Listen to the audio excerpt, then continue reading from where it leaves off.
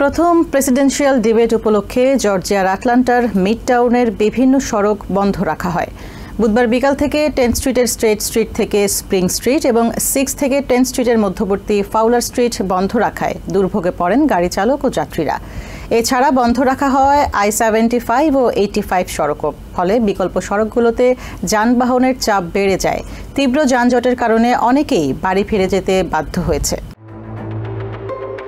জর্জিয়ার আটলান্টায় প্রথম presidential debate উপলক্ষে বন্ধ রাখা হয়েছে মিডটাউনের বিভিন্ন সড়ক। বুধবার বিকেল থেকেই 10th উইলিয়াম স্ট্রিটে ব্যারিকেড দিয়ে রাখা হয়েছে। এছাড়া বন্ধ রয়েছে 10th স্ট্রিটের স্টেট স্ট্রিট থেকে স্প্রিং স্ট্রিট অংশ এবং 6 থেকে 10th স্ট্রিটের মধ্যবর্তী ফাউলার স্ট্রিট। এসব সড়ক বন্ধ থাকায় অন্য সড়কে বেড়েছে যানবাহনের চাপ। এছাড়া I-75 ও 85 সড়কও বন্ধ রাখা হয়েছে। ফলে অন্য পথ দিয়ে 14th স্ট্রিট হয়ে স্প্রিং স্ট্রিটে আসতে হচ্ছে চালকদের। এতে চরম দুর্ভোগে পড়েছেন তারা।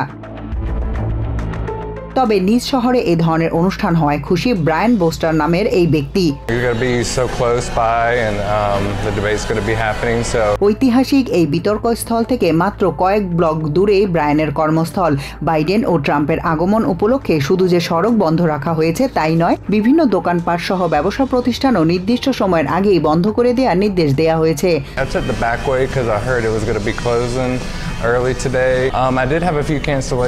এ উপলক্ষে অন্য দিনের চেয়ে কিছুটা আগেই বাড়ি ফিরে যাবেন বলে জানান ব্রায়ান। বৃহস্পতিবার সকাল থেকে মিডটাউনের 7টি রাস্তায় ব্যারিকেড ছাড়াও অতিরিক্ত পুলিশ মোতায়েন করা হয়েছে। নিরাপত্তার পাশাপাশি যানজট সামাল দেয়া নিয়ে উদ্বিগ্ন তারা। এদিকে তীব্র যানজটের কারণে অনেকেরই গন্তব্যে পৌঁছাতে বেশি সময় লাগছে। অনেকে আবার বাধ্য হয়েছেন বাড়ি ফিরে যেতে। So coming here is kind of hectic. There's always traffic here, so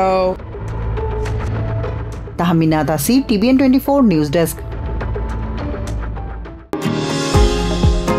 new York থেকে সম্প্রচারিত TVN 24 টেলিভিশন বিশ্বজুড়ে বাঙালির কণ্ঠস্বর।